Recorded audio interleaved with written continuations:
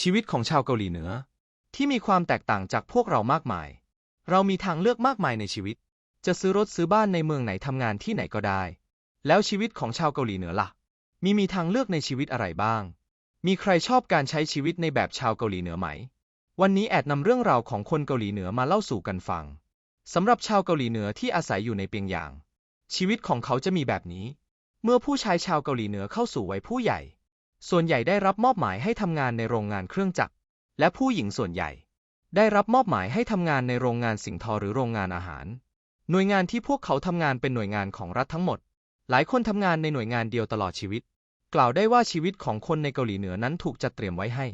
โดยที่คุณไม่มีสิทธิ์ที่จะเลือกหางานได้ตามที่ตนเองต้องการมากนักพวกเขาจะใช้ชีวิตเหมือนในยุค70การดำรงชีวิตของพวกเขาดูเรียบง่ายจำเจดูน่าเบื่อชาวเกาหลีเหนือพวกเขาไม่เคยนอนดึกและไม่ทำงานล่วงเวลาเพื่อหาเงินชาวเกาหลีเหนือที่ใช้ชีวิตเหมือนยุค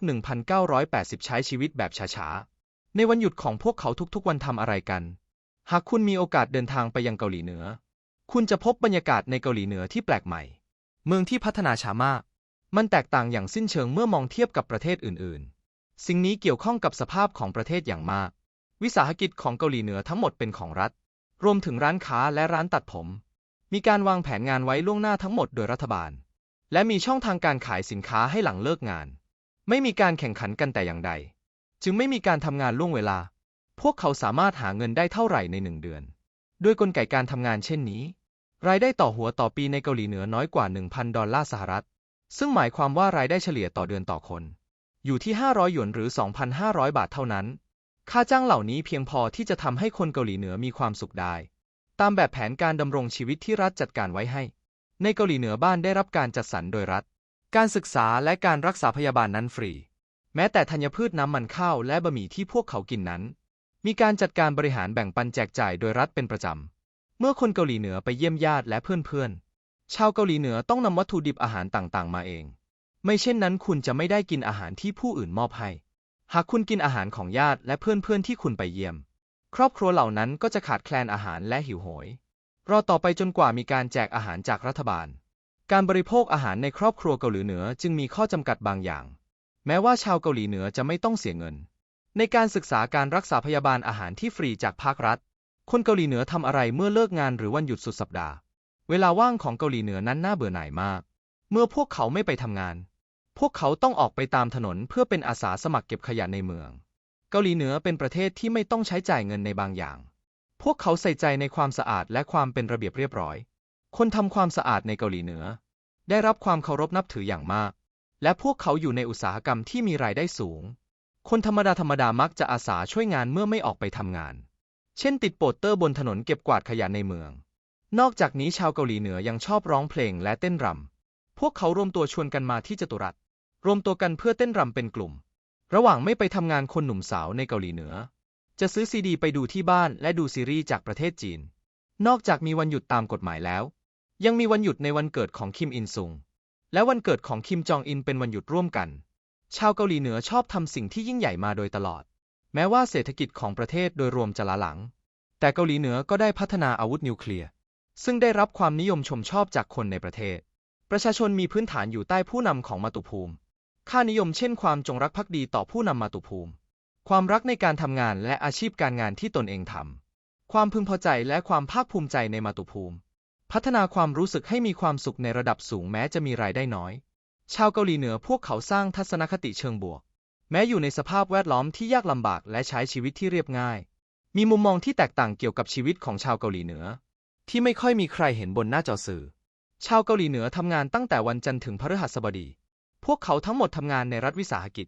แล้วพวกเขาทำอะไรตั้งแต่วันศุกร์เสาร์และวันอาทิตย์เกาหลีเหนือเป็นหนึ่งในไม่กี่ประเทศที่เป็นสังคมนิยมคอมมิวนิสต์ทุกคนต้องแลกคะแนนจากการทำงานเพื่อสิ่งของต่างๆที่ต้องการดังนั้นพวกเขาจึงใช้เวลาวันศุกร์ในการเรียนรู้ความรู้ด้านสังคมนิยมที่เป็นนโยบายระดับชาติและความรู้ทางวิชาชีพส่วนบุคคลวันเสาร์จะมีงานอาสาสมัครมาออกกำลังกายแต่ละฤดูกาลแตกต่างกันเนื้อหาของงานอาสาสมัครก็จะแตกต่างกันออกไปเช่นในฤดูใบไม้ผลิและฤดูร้อนพวกเขามักจะกำจัดวัชพืชทำความสะอาดและเก็บหินตามถนนในฤดูหนาวใบไม้ร่วงพวกเขาจะไปเก็บเกี่ยวอาหารในทุ่งนาและเคลียร์หิมะเป็นหลักทุกคนสามารถทำงานอาสาสมัครแลกคะแนนงานหรือสแตมป์อาหาร แล้วนำไปแลกกับสินค้าที่ร้านค้าของรัฐแรงงานที่สมัครใจหน่วยแรงงานจัดให้มีอาหาร3 มื้อต่อวันและงานด้านโลจิสติกอื่นๆอีกด้วยวันอาทิตย์เป็นวันพักผ่อนสำหรับทุกคนเกาหลีเหนือเมืองหลวงนี้เต็มไปด้วยสวนสาธารณะพื้นที่สีเขียวของเมืองเกาหลีเหนือสูงถึง 80%สวนสาธารณะเหล่านี้เป็นสถานที่โปรดของชาวเกาหลีเหนือพวกเขาจะเดินเล่นปิกนิกพบคนรักกันที่นี่หากคุณเดินบนถนนในเกาหลีเหนือคุณจะไม่ค่อยพบผู้ชายสวมรองเท้าแตะและกางเกงขาสั้นแม้ว่าอุณหภูมิในฤดูร้อนจะสูงกว่า 30 องศาไม่มีใครออกไปข้างนอกโดยสวมรองเท้าแต่ตามท้องถนนในเกาหลีเหนือไม่ต้องพูดถึงกางเกงขาสั้นและเสื้อกั๊กเลยบนท้องถนนคนเกาหลีเหนือส่วนใหญ่สวมชุดทำงานทำไมไม่มีใครสวมรองเท้าแตะและกางเกงเพราะชาวเกาหลีเหนือมีข้อกำหนดที่เข้มงวดเรื่องการแต่งกายในเกาหลีเหนือแม้ว่าสภาพครอบครัวจะอยู่ในระดับไหนพวกเขาก็จะสวมเสื้อผ้าที่เหมาะสมตามท้องถนนในกรุงเปียงยางคุณยังจะได้เห็นป้าสวมปลอกแขนสีแดงกำลังตรวจการแต่งกายของผู้สัญจรไปมาอีกด้วยว่ากันว่าหากคุณไม่แต่งตัวเรียบร้อยสวมรองเท้าแต่ไม่ใส่กางเกงชั้นในเมื่อออกไปข้างนอกคุณจะถูกจดบันทึกประวัติไว้และต้องรับผลร้ายคนที่อาศัยอยู่ในเกาหลีเหนือไปโรงเรียนหรือแม้แต่หางานทำไม่ต้องจ่ายเงินใดๆเกาหลีเหนือมีประชากรทั้งหมดประมาณ25 ล้านคนและมีจำนวนจักรยานเกือบ10 ล้านคันเกาหลีเหนือห้ามซื้อจักรยานเป็นการส่วนตัวผู้ที่มีสิทธิ์ซื้อรถจักรยานได้มีเฉพาะผู้ที่บริจาคเงินพิเศษให้กับประเทศเท่านั้นจึงจะมีสิทธิ์ได้รับการปันส่วนดังนั้นแม้จะอยู่ในเมืองจำนวนรถยนต์ก็ค่อนข้างน้อยและสภาพแวดล้อมทั้งหมดสงบเงียบและดูสะอาดมากแม้เกาหลีเหนือจะไม่ค่อยมีรายการทีวีพวกเขามีสนามกีฬาที่ใหญ่ที่สุดในโลกซึ่งสามารถรองรับผู้ชมได้ 150,000 คนเกาหลีเหนือยังมีอัตราการเกิดอาชญากรรมต่ำที่สุดในโลกเหตุการณ์การโจรกรรมถือเป็นเหตุการณ์ที่ต่ำที่สุดแห่งหนึ่งในประเทศซึ่งเกิดขึ้นไม่บ่อยนักมาตรฐานการครองชีพของผู้คนโดยพื้นฐานแล้วเหมือนกันและช่องว่างระหว่างคนรวยกับคนจนนั้นไม่ชัดเจนในเกาหลีเหนืออาชญากรรมมีโทษหากบุคคลหนึ่งทำผิดจะถูกลงโทษครอบครัว3 ชั่วอายุคนกฎแปลกๆ5 ข้อในเกาหลีเหนือแต่ละข้อคุณไม่คาดฝันหากคุณไม่ใส่ใจคุณจะถูกจำคุกอย่างยาวนานกฎข้อแรกคือระบบเคอร์ฟิวของเกาหลีเหนือเคอร์ฟิวของเกาหลีเหนือกลายเป็นเรื่องปกติในตอนกลางคืนผู้หญิงคนธรรมดาจะออกไปตามท้องถนนไม่ได้กฎข้อที่2คือกฎเกณฑ์ด้านสกุลเงินของเกาหลีเหนือชาวบ้านไม่สามารถแลกเปลี่ยนส่วนตัวสกุลเงินของเกาหลีเหนือได้และสกุลเงินต่างประเทศไม่สามารถใช้เพื่อการบริโภคได้กฎข้อที่3ถือเป็นฝันร้ายสำหรับผู้ที่ชื่นชอบการเดินทางคุณจะทำไม่ได้ห้ามคุณเดินทางออกนอกพื้นที่จากที่อยู่อาศัยเดิมได้กฎข้อที่4แปลกไปกว่านั้นเป็นบทบัญญัติมาโดยตลอดมีข้อห้ามเรื่องการใส่กางเกงยีนในเกาหลีเหนือกฎข้อที่5สะท้อนถึงขนบธรรมเนียมอนุรักษ์นิยมของเกาหลีเหนือห้ามไม่ให้ชายและหญิงอยู่ร่วมกัน2 ต่อ 2ก่อนแต่งงานมาตรฐานการครองชีพของเกาหลีเหนือทุกคนมีความคล้ายคลึงกันเป็นเรื่องยากที่จะคิดเปรียบเทียบ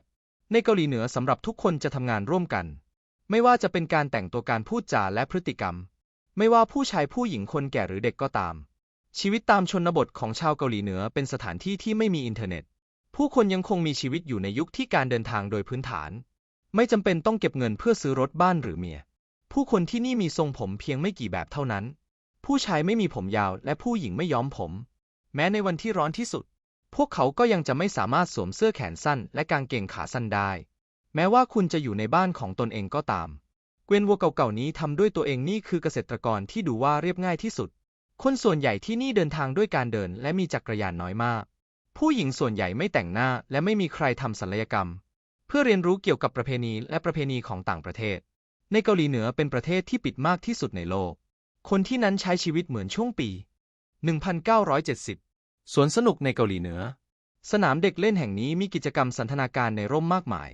เช่นสถานที่เล่นปิงปองพื้นที่วิ่งและออกกำลังกายพื้นที่โบว์ลิ่งแซมโพลินกลางแจ้งและพื้นที่ปีนหน้าผาและวอลเลย์บอลนี่คือสนามเด็กเล่นของเกาหลีเหนือไม่ใช่ทุกคนที่สามารถใช้จ่ายเงินเพื่อเข้ามาเล่นสวนสนุกแห่งนี้ได้คุณต้องช่วยเหลือสังคมก่อนจึงจะเข้าไปได้การดำรงชีวิตของประชาชนคนเกาหลีเหนือคนเกาหลีเหนือมีการดำรงชีวิตที่แตกต่างจากส่วนใหญ่ของโลกอย่างมาก